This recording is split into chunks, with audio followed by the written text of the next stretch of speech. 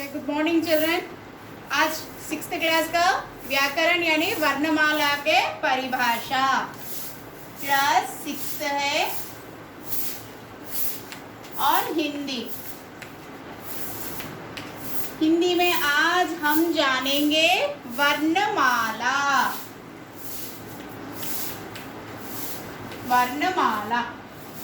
वर्णमाला क्या होता है? वर्णमाला किसे कहते हैं? वर्णमाला అంటే ఏమిటి? वर्णमाला किसे कहते हैं? किसे कहते हैं అంటే వేటిని వర్ణమాల అని దేనిని అంటారు? वर्णमाला किसे कहते हैं? वर्ण स्वर और व्यंजनों का मेल ही वर्णमाला है। यहाँ पे उत्तर स्वर और व्यंजनों का मेल ही वर्णमाला है। వ్యంజనము స్వర్ మరియు వ్యంజనము యొక్క కలయికనే वर्णमाला अंटारो, वर्णमाला कहते हैं। और इसमें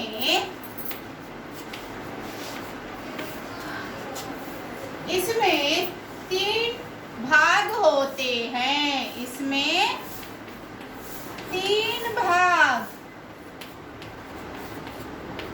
3 भाग होते हैं।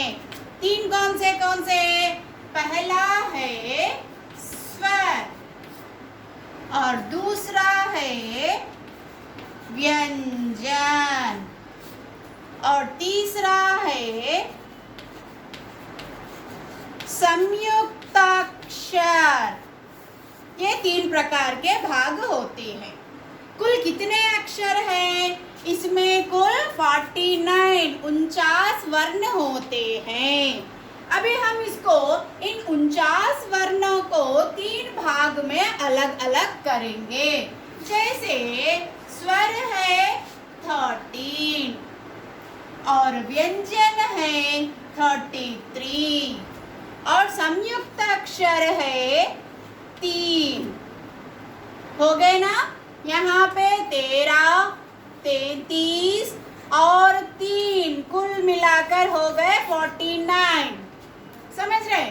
स्वर के 13 अक्षर है, व्यंजन के 33 वर्ण है, संयुक्त अक्षर के 3 है। अभी हम जानेंगे स्वर के वर्ण कितने होते हैं, अक्षर कौन कौन से होते हैं। स्वर हम लिखेंगे अभी। स्वर यहाँ पे है अ, आ, ई, ऊ, ये रो, ए, आई, ओ, औ। अभी हो गया और अह। ये हो गए स्वर्ण के अक्षर। स्वर के अक्षर कितने हैं? 13। अभी हम काउंट करेंगे 1, 2, 3, 4, 5, 6, 7, 8, 9, 10, 11। ये हुए 12, ये हुए 13। हुए ना 13 अक्षर? अभी ये स्वर में भी 3 प्रकार है। स्वर में भी 3 भाग है। స్వర్ में भी 3 भाग है। స్వరంలో కూడా మళ్ళీ 3 రకాలు ఉన్నాయి। एक ह्रस्वर है, एक दीर्घ स्वर है, एक अनुस्वर है, एक विसर्ग है। अभी हम ह्रस्वर के बारे में जानेंगे। वर्णमाला में कितने अक्षर है? कुल 49 यानी 49। और इसमें कितने भेद है? एक स्वर है, दूसरा व्यंजन है, तीसरा संयुक्त अक्षर है। स्वर और व्यंजन और संयुक्त अक्षर। स्वर के 13 वर्ण है, व्यंजन के 33 है, संयुक्त अक्षर के 3 है। ओके, अभी हम स्वर के बारे में जानेंगे। स्वर, स्वर में हमने कहा था 3 भाग है। 3 कौन कौन से? पहला है ह्रस्वर, दूसरा है दीर्घ स्वर और तीसरा है अनुस्वर और इसी में ही है विसर्ग। ये हुए भाग।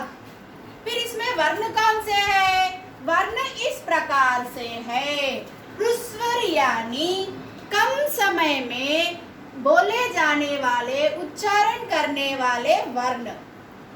ह्రస్వర్ అంటే ఏంటిది? తక్కువ సమయంలో పలికేటువంటి వర్ణాలని ह्రస్వర్ అంటారు. అవేవి? అ, ఈ, ఉ, రు, ఇంతే.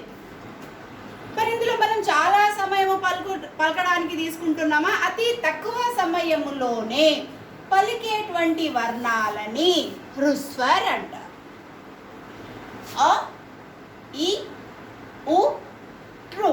మరి దీన్ని, ఈ వర్ణాలని మనము పొడిగించి సాగించి పలకటము లేదు. జస్ట్ ఒక్క శ్వాసలోనే పలికేటువంటి వర్ణాలు అ, ఈ, ఉ, రు. అవి హై దీర్ఘ స్వర్. ఈ తెలుగు పదమే కదా బేట, దీర్ఘము. దీర్ఘం అంటే సాగించడము, పొడిగించడము.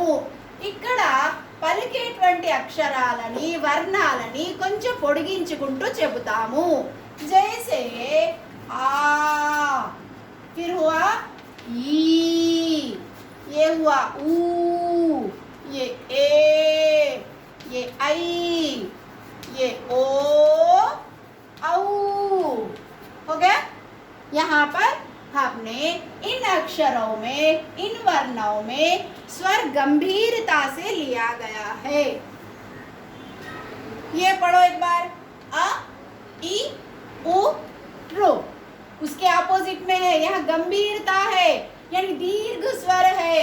आ, ई, उ, ए, आई, ओ, औ।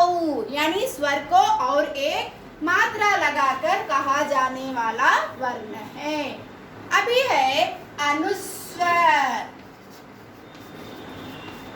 अनुस्वर क्या है? अनु, अनु यानी नाक से आने वाले स्वर, ये है। दूसरा है విసర్గ్. అనుస్వర్, అనుస్వర్ అంటే ముక్కుతో పలికేటువంటి స్వరాలు. जैसे ये अड़ा, अड़ा है, ये हमारा कंठ में से ही ये वॉइस आ रही है, अड़ा।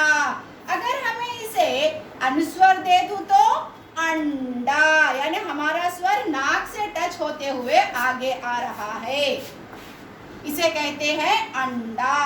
उसी प्रकार गभीर, गभीर को हमें क्या लगाना है? अनुस्वर। अनुस्वर लगाने से क्या होगा? गंभीर, यानी नाक से आने वाला वर्ण है, यानी अनुस्वर नाक से प्रयुक्त होता है। दूसरा है विसर्ग। विसर्ग में हम कुछ शब्दों में ही इसका प्रयोग करते हैं, अन्यथा इसका प्रयोग अधिक नहीं होता. మన కొన్ని సందర్భాల్లోనే వీటిని ఉపయోగిస్తాము, చాలా తక్కువ శబ్దాలు. జైసే సుఖ్, అదే విధంగా దుఃఖ్, అదే విధంగా ప్రాతా, ఈ విధంగా ఇలా కొన్ని కొన్ని శబ్దాలలో మాత్రమే వీటిని ఉపయోగిస్తాము. చాలా వరకు ఉపయోగించేటువంటి అనుస్వర్. అనుస్వర్ అనగానే ముక్కుతో వచ్చేటువంటి స్వరము.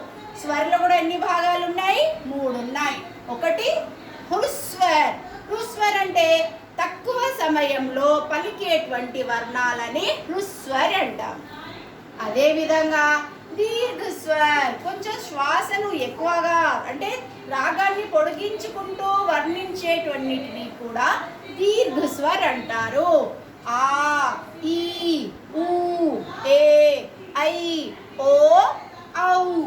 అనుస్వర్ వచ్చేసరికి ఇది అనుస్వర్ అంటే నాకంటే ముక్కు ద్వారా వచ్చేటువంటి ముక్కుతో పలికేటువంటి వాటిని మనం అనుస్వర్ అంటాం. నెక్స్ట్ వచ్చేసరికి